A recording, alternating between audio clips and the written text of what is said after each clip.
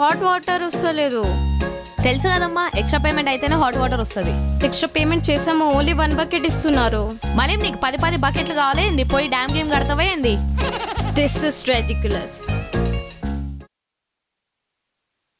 దీని అమ్మ తుమ్మితే వస్తుంది, పొద్దునకెలో తెగ కంప్లైంట్లు చేస్తుంది. ఛా, మేడం నా సోప్ పోయింది, మేడం నా లిప్స్టిక్ పోయింది, మేడం నా సేఫ్టీ పిన్ పోయింది, మేడం నా డ్రెస్ పోయింది, మేడం నేను ఇక్కడ ఉండలేను.